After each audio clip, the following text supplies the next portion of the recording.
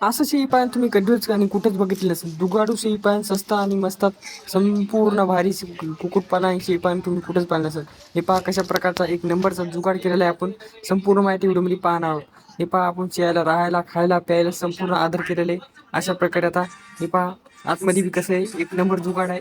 कसं आहे, काय केले, संपूर्ण माहिती व्हिडिओमध्ये समोर पाहायला मिळणार आहे.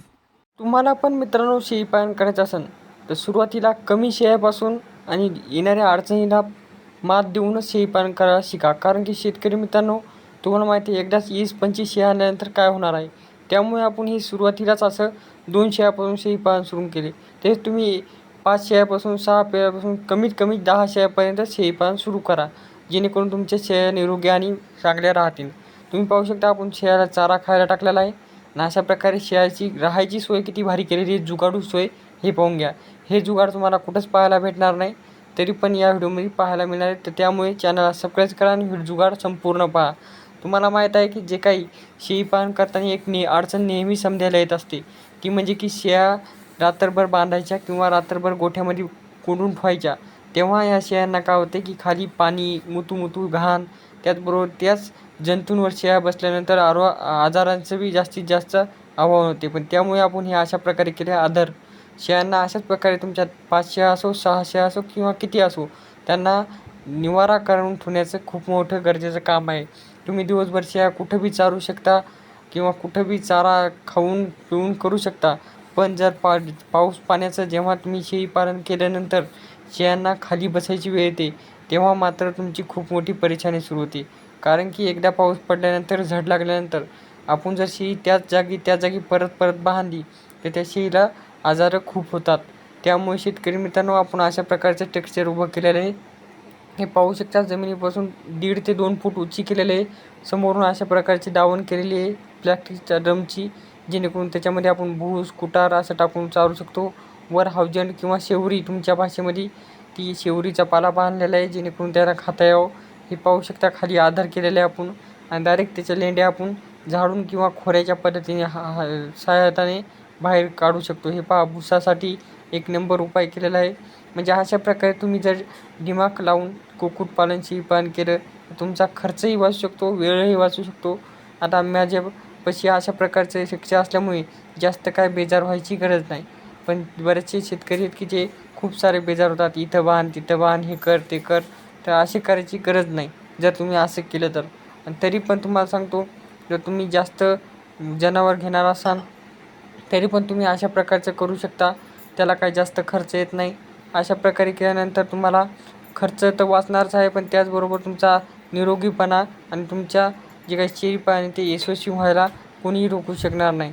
बरेचसे शेळीपालन तुम्ही पाहू शकता की बंद पडलेले आहेत. ते बंद पडण्याचं कारण हे फक्त आणि फक्त लक्षात न येणं, ही गोष्ट लक्षात न घेऊन याच्याकडे दुर्लक्ष करणं. पाहू शकता तुम्ही. हे पहा किती आधार केलेले आपण. खाली त्यांच्या 3ची वेस्टेज मटेरियल्स असलेले वरचे आहेत. खालचं आपण खोऱ्याने याने काढून घेऊन बाजूला उकंड्यावरती नेऊन टाकू शकतो. अशा प्रकारे केलेले आहे. तर तुम्ही म्हणता तुझं शेळीपालन कसं आहे, तर माझं शेळीपालन हे अर्ध बंदिस्त आहे. जर मला वेळ भेटला तर मी चारायला पण शेळ्या नेत असतो आणि वेळ नसला की मी जागेवर बसून त्यांना हवजंड किंवा शेवरी, इतर जे काही नैसर्गिक पाला आहे ते आणून त्यांना बांधत असतो किंवा भूस टाकून त्यांचा पोटाचा आधार करीत असतो. अशा प्रकारे तुम्ही पण करू शकता. आणि जर तुम्हाला चाऱ्याची सुविधा असेल, सोयीसुविधा, तर तुम्ही चारायला पण नेऊ शकता.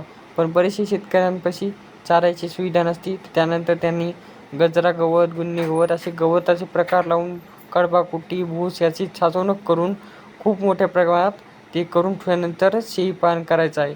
जर बरेचसे शेळीपालन तुम्ही पाहिले असताल की बंद का पडतात, तर 2 कारणं. मुख्य कारण म्हणजे की शेळ्यांना व्यवस्थित बांधायची किंवा बसायची सोय नसल्यामुळे, आणि दुसरं कारण म्हणजे की त्यांची जे काही खाण्यापिण्याची सुविधा आहे ती व्यवस्थित न पार पाडल्यामुळं. तुम्हाला माहीत आहे की जे काही शेळ्यांना आहे, शेळ्या एका म्हशीमध्ये 5 ते 6 शेळ्या जगतात. पण त्या शेळ्यांचा आपण जर पोट बरोबर किंवा खाण्याची वेळेवर पूर्तता केली नाही तर आपलं नुकसान होऊ शकते आणि त्याच आधारावर तुमचं शेळीपालन हे बंद पडू शकते. आता मित्रांनो, आपलं शेळीपालन तुम्हाला कसं वाटलं हे कमेंट करा आणि तसेच चॅनलला नवीन असेल तर लाईक आणि सबस्क्राईब करून टाका. जेणेकरून तुम्हाला कुक्कुटपालन, शेळीपालन इथून पुढे व्हिडिओ पाहायलाच मिळत राहतील. आता तुम्ही पाहू शकता ही शेळी मस्त आपले जे काही कॅनल वडा आहे त्यामध्ये खात आहे. घरी गेल्यानंतर आपण यांना खुराक किंवा भुसा गिसा पण टाकू शकतो. आणि अर्धबंदिस्त असल्यामुळे आपण यांना कधी पण सोडू शकतो आणि कधी पण जर आपलं काम असलं तर तिथं बांधून खायला टाकू शकतो. यामुळे आपण अर्धबंदिस्त केलेलं आहे. आता असे याच प्रकारे आपण शेळ्या वाढवीत जाणार आहोत. सध्या माझ्यापाशी 2च शेळ्या आहेत. मी 2 शेळ्या याच्यामुळे केल्या की अनुभव हा माणसाला पाहिजे. यांना कोणतं मेडिसिन लागते, कोणता आजार होऊ शकतो. तुम्ही कुठं जाऊन प्रशिक्षण घ्यापेक्षा तुमच्या घरीच 1 किंवा 2 किंवा 5 किंवा 6 अशा प्रकारच्या शेळ्या आणून घरीच अनुभव घेऊन स्वतः शिकून स्वतःचे करायचं आहे. कोणाचं प्रशिक्षण घ्यायची गरज नाही पडणार तुम्हाला. आणि जर तुम्हाला प्रशिक्षण घेऊन जर शेळीपालन करायचं आहे तर तुम्हाला योग्य तरी प्रशिक्षण घेतल्यानंतर तरी पण तुम्ही जेव्हा तुमच्या फार्मवर शेळ्या आणसाल त्यानंतर तुम्हाला योग्य अनुभव त्यानंतरच तुम्हाला योग्य ती परिस्थिती कळायला जाणवायला लागेल. तर अशा प्रकारची माहिती होती. कशी वाटली कमेंट करा. तसेच मित्रांना पाहुण्यांना हा व्हिडिओ शेअर करा. भेटूया नेक्स्ट व्हिडिओ. तोपर्यंत धन्यवाद.